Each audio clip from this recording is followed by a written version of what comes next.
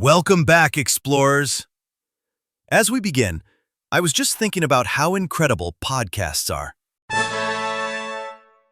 This entire show, our voices, Ziggy's sound effects, it all reaches you purely through the magic of sound.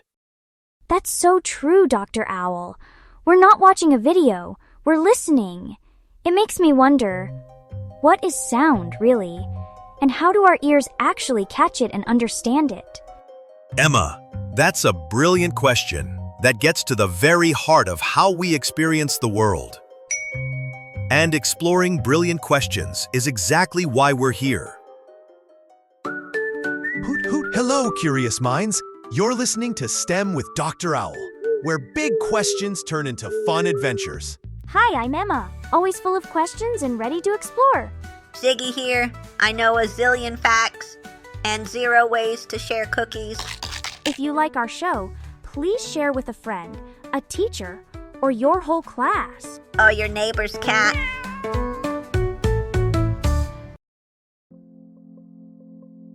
All right, explorers, welcome back. So, Emma, let's dive into your fantastic question. What is sound, and how do we hear it? Yes. Is it some kind of invisible magic that flies through the air?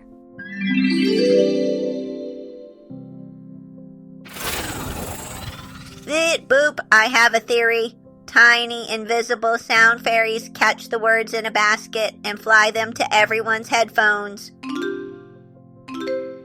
Or maybe they drop them sometimes. Oh, a delightful theory, Ziggy. But the real answer is even more incredible. It all starts with something called vibration. Emma, try humming and gently place your fingers on your throat. What do you feel? Whoa! It's tickling. It's buzzing and wiggling. Exactly. That wiggling is a vibration. Sound is just a vibration that travels. Think of it like dropping a pebble into a calm lake.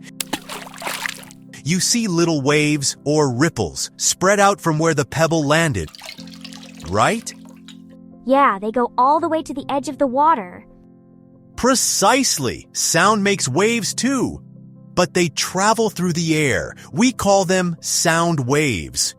When I speak, my voice box vibrates,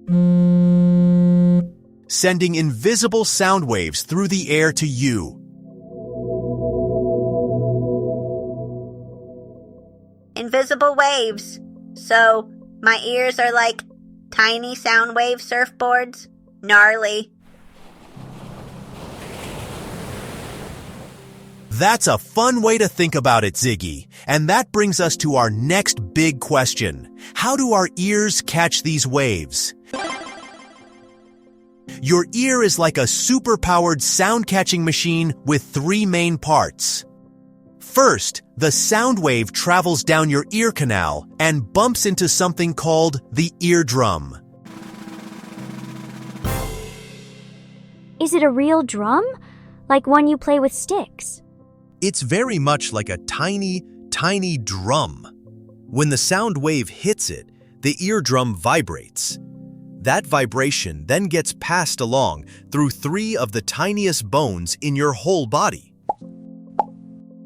After that, the vibration goes to a special snail-shaped part deep inside your ear. It has a very cool name, the cochlea. Can you say that, Emma? Cochlea. Cochlea. It does sound like a snail. What happens in the snail part? Inside the cochlea, there are thousands of tiny microscopic hairs that wiggle when the vibrations arrive. These little hairs turn the wiggles into a special message that they send straight to your brain, and your brain says, "Aha! I hear a sound!" Whoa! So there are drums, bones, and a snail in my head? Recalibrating. That is science-tastic. It certainly is. Now, for a guessing game. We know sounds can be loud, like a lion's roar. or soft, like a whisper? Like when I speak like this. What do you think makes a sound loud or soft? Is it A, a big, powerful sound wave, or B, a sleepy, slow sound wave? Ooh, I think it's A. Like how a big splash in the water makes a big wave. So a big sound makes a big sound wave. You've got it, Emma. Bigger, stronger vibrations create bigger sound waves, which our brain hears as a loud sound. And smaller, gentler vibrations make smaller waves for a soft, quiet sound. What about high sounds and low sounds, like a tiny mouse squeak versus a big cow going moo? How does that work? An excellent question, Ziggy. That's about the speed of the vibrations.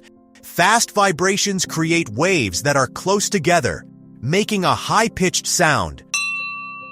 Slow vibrations make waves that are spread out, creating a low-pitched sound. So a bird chirping is making super fast vibrations, and a big bass drum is making slow ones. Exactly. You're both becoming sound experts. Now, here's a challenge for you and our listeners at home. Can you see sound? Bizd. No way. You said the waves were invisible? This is a trick question. Activating trick question detector. It's not a trick, but you are right that we can't see the waves directly. But we can see what they do. With a grown-up's help, you can try this at home. Stretch some plastic wrap very tightly over a bowl and sprinkle a little salt or sugar on top. Then get close to it and shout, "Hello!" What will happen? Will the salt get scared and run away? Oh, the salt will dance. The vibrations from your voice will travel through the air, hit the plastic wrap, and make it vibrate, which makes the salt jump all around. You are seeing the power of sound waves. I must try this. I will shout my favorite word, lasers. The salt will dance all the way to the moon. Speaking of amazing hearing, it's time for our animal sound trivia. True or false? Some animals can hear sounds that humans can't hear at all. I think that's true. My dog Rusty sometimes perks his ears up when it's totally quiet. That is absolutely true. Dogs can hear much higher-pitched sounds than we can, which is why they can hear special dog whistles that are silent to us. And some animals use sound in amazing ways. Bats use sound to see in the dark by sending out little squeaks and listening for the echo. And blue whales can talk to each other across hundreds of miles of ocean because sound travels so well in water. Wow! So the whole world is just full of vibrations and sounds, even when we can't hear them. You are so right, Emma. The world is a concert hall, and today we learned how our amazing ears let us enjoy the music. Beep boop bop. Mission accomplished. My audio receptors are fully charged and ready to listen for more science. Wonderful. And for all our explorers listening, I have a mission for you. For the rest of the day, be a sound detective. Listen for high sounds, low sounds, loud sounds, and quiet ones. What is the funniest sound you can hear today? Until next time, stay curious. That was so much fun, Dr. Owl. I hope all our explorers had a great time too. Hoot hoot! We loved having you with us. If you don't want to miss our next adventure, follow us on your favorite podcast platform. And if you know a friend who loves exploring too, share our podcast with them. If you have a question or a topic you want to learn more about, leave us a comment. See you next time.